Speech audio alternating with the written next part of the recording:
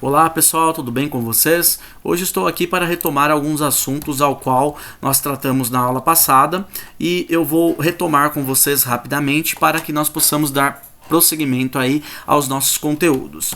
Bom pessoal, o nosso assunto é o capítulo 1 do módulo 2, ao qual nós vamos trabalhar um pouco as nossas reflexões sobre a condição da arte. Bom, nós vimos na aula passada que estética nada mais é do que a reflexão sobre o objeto ao qual nós temos à nossa frente. Então, uma obra de arte, ela tem o propósito de nos causar uma reflexão e a partir dessa reflexão, portanto, nós temos, de uma maneira geral, a estética. A estética, pessoal, ela é acompanhada pelo gosto, ou seja, nós fazemos um julgamento de valor, um julgamento de beleza sobre determinado objeto ao qual estamos observando. Bom, pessoal, nós vamos ter aí dois filósofos importantes chamados David Hume e Immanuel Kant, ao qual eles vão ter algumas percepções em relação ao nosso gosto frente a uma obra de arte. Para o David Hume, pessoal, o gosto, existe um padrão ao qual a maioria das pessoas tendem a gostar ou não de determinado objeto, determinada obra.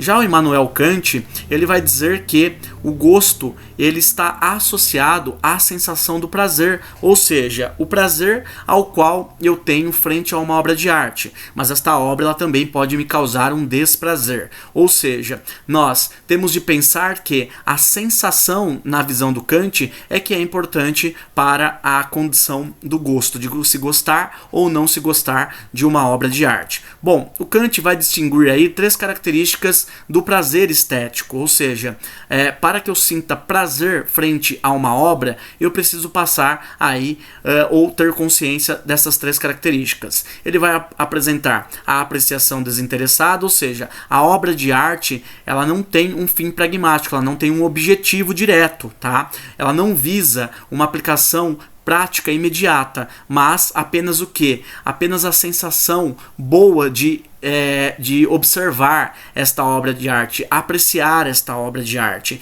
Então uma sensação, um sentimento positivo ao qual permite muitas vezes que eu possa ampliar o meu campo de visão sobre o mundo que eu estou vivendo. Bom, a originalidade para o Kant também é muito importante porque diz respeito ao fato de o artista criar algo novo. Ou seja, este artista ele não precisa necessariamente estar preso, limitado às regras, por exemplo, desta obra de arte. E a exemplaridade, ou seja, a obra ela serve como modelo. Esse artista ele fez algo que é tão positivo, causou tanta reflexão e tanto gosto, apreciação pela sociedade, que ele vai servir como exemplo para outras obras de artes.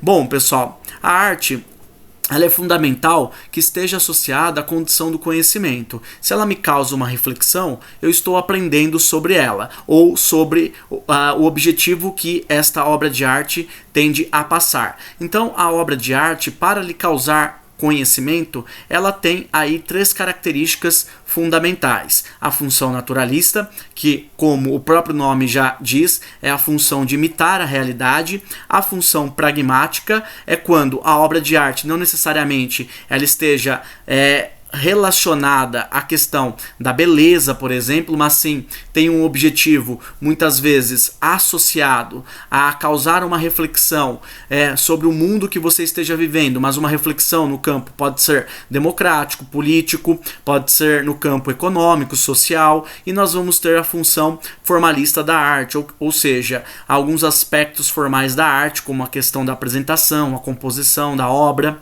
Bom, além disso, pessoal, nós vamos ter também aí, ao longo da história, a obra de arte, ou a arte de uma maneira geral, ela acompanhando o seu processo de evolução. Na antiguidade, pessoal, e também na Idade Média, a técnica ela era muito apurada, ou seja, a técnica da obra ela era muito importante na visão do artista, tá? Porém, na Idade Média, vale lembrar que a obra de arte, por muitas vezes, ela estava associada à condição religiosa, a figuras sagradas. No Renascimento, que vai ser um período de ruptura, mas também dentro da Idade Média, nós vamos ter obras de artes características aí do resgate de obras greco-romanas, ou seja, obras clássicas ao qual se valorizava o corpo, se valorizava o ambiente, ok? Bom, na Idade Moderna, pessoal, nós vamos ter alguns resgates também de valores míticos da antiguidade, tá? No século XIX, com a invenção aí de novas técnicas para representar a arte, como a própria fotografia, nós vamos ter a obra de arte tendo novas expressões, como nós conhecemos em relação aí o impressionismo, ao cubismo do século XX e o abstracionismo.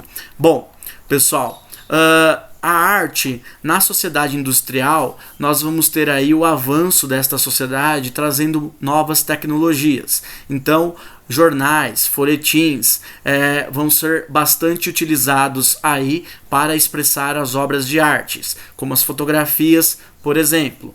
Bom, pessoal, no final do século XIX nós vamos ter a invenção do cinema pelos irmãos Lumière, o cinema também sendo considerado uma obra de arte, ou representando de maneira artística aí diversos assuntos através dos filmes. Bom, 1919 nós vamos ter o surgimento da figura do designer, aquele responsável por trazer a obra de arte dentro da propaganda, por exemplo, dentro da informação, dos jornais, tudo isso sendo fundamental aí para a expansão do cunho artístico. Bom, pessoal, nós vamos ter um filósofo chamado Walter Benjamin, um filósofo alemão, ao qual ele vai fazer algumas críticas, visto que a arte ela é muito importante para causar a reflexão, mas quando esta arte ela vai sendo duplicada ou replicada o tempo todo, ela vai perdendo a sua aura. Então ele vai dizer que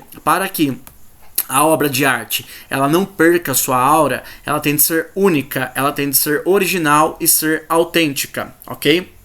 Bom, a reprodutibilidade desta obra de arte ela acaba dissolvendo a aura na visão do Walter Benjamin. Bom, pessoal, nós vamos ter também aí o surgimento de uma ideia chamada indústria cultural, que é uma ideia trazida pela escola de Frankfurt por filósofos e sociólogos que fizeram parte desta escola, ao qual eles criticavam a reprodução da arte de cunho alienativo.